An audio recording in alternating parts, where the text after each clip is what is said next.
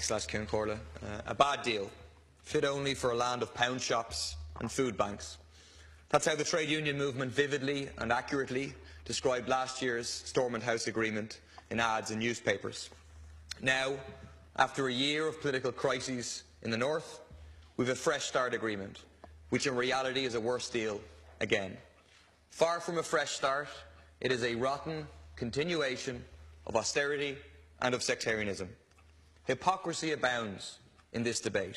Fine Gael, Fianna Fáil and Labour are all guilty of gross hypocrisy for crowing about the austerity Sinn Féin are implementing when they are in favour of that austerity, both in the north and in the south.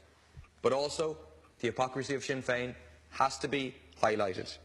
After months of bombastic posturing on the issue, we have the incredible situation that they, together with the DUP and the Alliance Party, have, Pontius Pilate-like, attempted to wash their hands of responsibility for welfare reform by simply voting to hand power to implement those vicious cuts to the Tories in Westminster.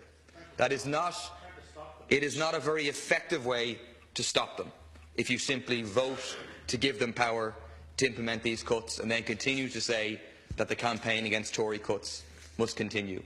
The £585 million supposedly to mitigate against the worst effects of welfare reform is less than the previous amounts that was agreed, and there are more welfare cuts than were previously agreed. The £585 million is not new money. It will come from cuts to other public services, and the effect of welfare reform on the poorest in Northern Ireland will be devastating.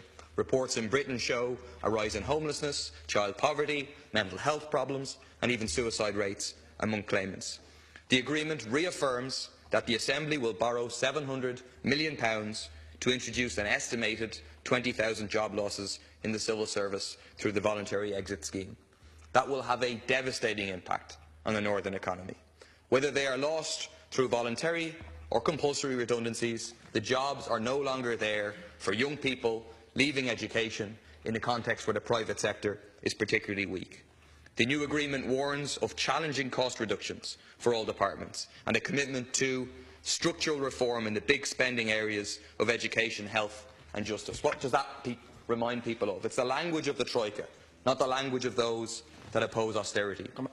Structural, I've 4 minutes last, Count Corley. Sorry, I didn't know that.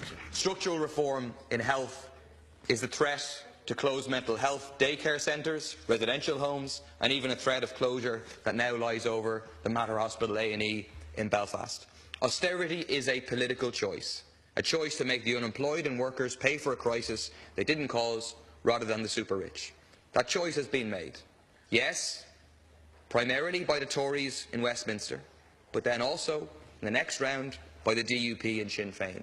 You cannot credibly claim to be standing against austerity while implementing austerity on this island. It hasn't worked for the Labour Party, and it won't work for the Labour Party in the south, and it won't work for Sinn Féin in the north.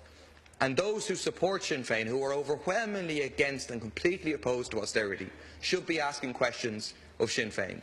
How will it be different in the south if Sinn Féin is in a coalition, for example, with Fianna Fáil and Labour, and the EU comes looking for cuts? Add to all that austerity the incredible reference to the reduction in corporation tax that is there for a reason, that would cost £300 million a year. This is not a fresh start for young people, workers or the unemployed. More austerity is not a fresh start. Perpetuating sectarianism is not a fresh start. And more tax cuts for the rich is not a fresh start.